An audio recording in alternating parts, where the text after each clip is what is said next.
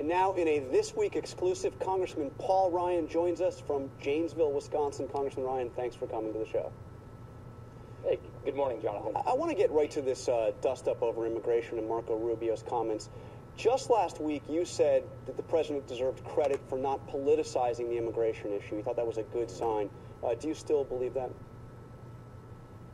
Actually, I don't, and I really don't enjoy saying this. I did think that his words were measured and productive in the State of the Union, but putting this, leaking this out, does set things in the wrong direction. Look, the question that we always have to ask ourselves, particularly with this White House, is the president looking for a partisan advantage, or is he looking for a bipartisan law? And by putting these details out without a guest worker program, without addressing future flow, by giving advantage to those who cut in front of line for immigrants who came here legally, not dealing with border security adequately, that tells us that he's looking for a partisan advantage and not a bipartisan solution. There are groups in the House and the Senate working together to get this done, and when he does things like this, it makes that much more difficult to do that. And that's why I think this particular move, very counterproductive. But let's be clear. You have said that you would support an immigration bill that included a pathway for citizenship, correct?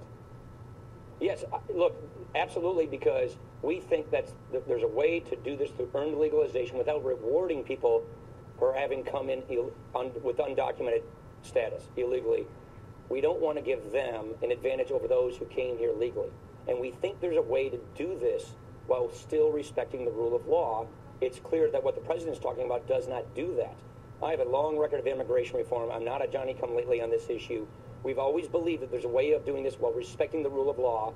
That's the delicate balance that needs to be achieved for this to be bipartisan. And the president, on most of these issues, and this one now, like the others, seems to be looking for a partisan advantage and not bringing the parties together. Well, let's get to the biggest other issue out there right now, which is these automatic spending cuts. You've been pretty clear. You've predicted for some time that you think that this so-called sequester is going to happen. Let me ask you this. Congress is now on recess for 10 days. The president is playing golf in Florida this weekend. Is there really any effort underway to try to avert these cuts right now? Are you even trying? Well, there have been from the House Republicans. Let's take a step back. Don't forget, it's the president who proposed this sequester. It's the president who designed this sequester. It's the House Republicans who twice passed legislation replacing the sequester with smarter cuts in other areas of government. Okay, the Senate hasn't passed a bill to replace the sequester. The president gave a speech showing that he'd like to replace it, but he hasn't put any details out there. So that is why I conclude I believe it's going to take place.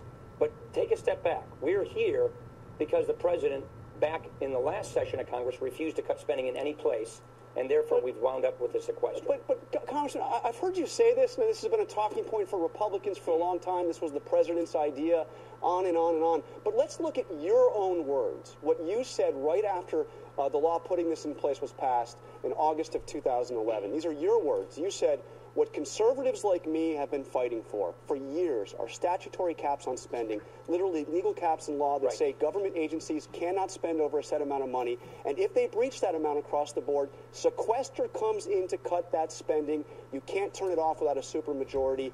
We got that into law. Now, it sounds to me like if you weren't taking credit for the idea of the sequester, you were certainly suggesting it was a good idea.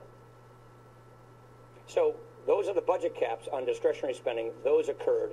We want those. Everybody wants budget caps. The sequester that we're talking about now was backing up the super committee. Remember, the super committee, in addition to those caps, was supposed to come up with $1.2 trillion in savings. The Republicans in the super committee offered even higher revenues in exchange for spending cuts. As part of that, it was rejected by the president and the Democrats. So no resolution occurred, and therefore the sequester is occurring. And what we've always said is let's cut spending in smarter ways to replace this sequester. We passed 2 bills doing that, and we've heard nothing in response from the Senate Democrats or the president. They haven't passed anything. And the point I'm trying to say is, when you had no budget passing the Senate for 4 years, when the president is going to be about a month late in proposing his budget, there's no leadership on the other side of the aisle, and therefore no agreement. Now wait a minute. 2 points. First of all, actually, House Republicans have not acted in this Congress. You know what you did in the last Congress? Those bills are dead. No, that's right. In this Congress. So why haven't you even tried in December we passed it again? That's right. Okay, so now we have. Say that again. Well, now we have the Senate Democrats on Friday did come out with a plan to replace these cuts. It's half spending cuts and half tax revenue increases. What do you make of that Democratic plan? Well, first of all, I'd be curious to see if they could actually pass that, number one. Number two, the president got his tax increases last year. He got those higher revenues. He was able to tax higher income individuals. But taking tax loopholes, what we've always advocated are necessary for tax reform, means you're going to close loopholes to fuel more spending, not to reform the tax code. What is the goal that we're trying to achieve here? We want economic growth. We want job creation. We want people to go back to work. We want to prevent a debt crisis from hurting those who are the most vulnerable in society, from giving us a European-like economy.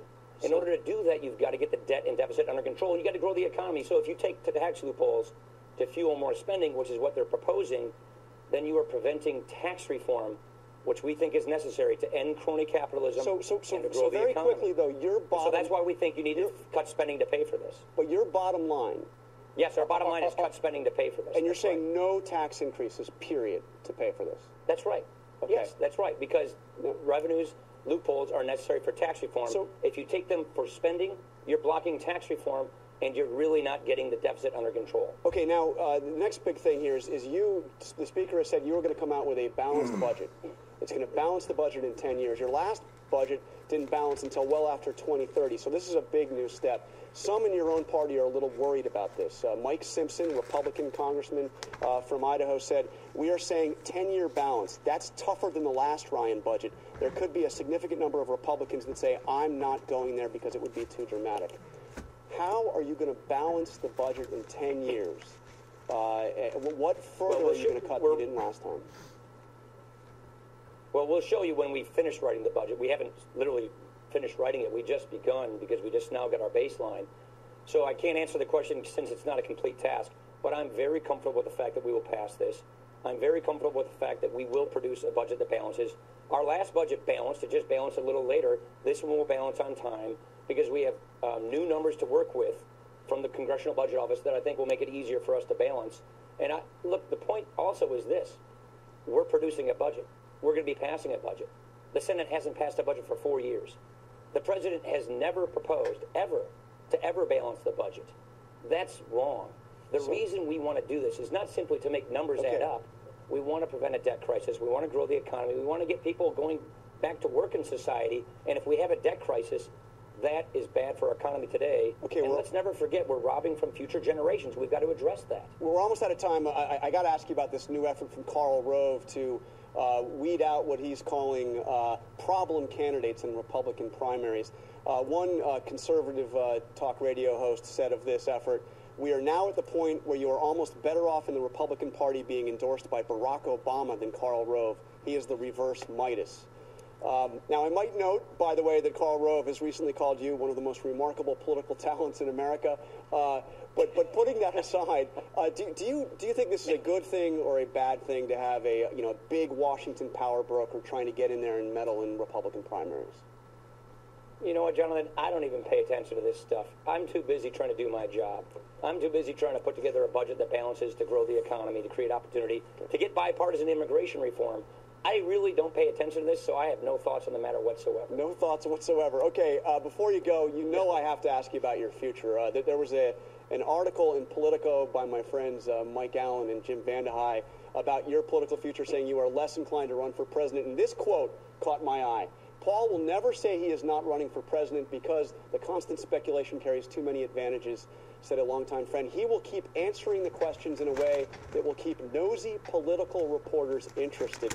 Now, Congressman, at risk of being a nosy political reporter here, is it true, are you considerably less likely now to run for president in 2016? Actually, Jonathan, you've known me a long time. And the one thing you know about me is I don't play that game. I don't talk like that. So when you see these articles that are really not accurate, that's par for the course in Washington these days. The point is this. I think the most important thing for me to do is do my job, representing the 1st District of Wisconsin, trying to prevent a debt crisis, helping get a solution to the economy, to jobs, to getting our deficit and debt under control. That, to me, is my first priority. That's what I'm focused on. Will I or won't I? I don't know. I literally do not know the answer to these questions about what is the best role for me to play to fix these problems for our country in the future. The point is, I don't know the answer because I'm just not putting a great deal of thought into it. I'm not foreclosing any opportunity. I may or I may not. I just don't know, because right now, we just had an election. We've got jobs to do. What bothers me is this permanent campaign the president has us in. We need to start thinking about actually doing our jobs after these elections, then thinking about the next election. That's the problem we have in Washington. Unfortunately, we're out of time, but I'm going to take that as a definite maybe. Thank you very much, Congressman Paul Ryan. All right. Appreciate your time.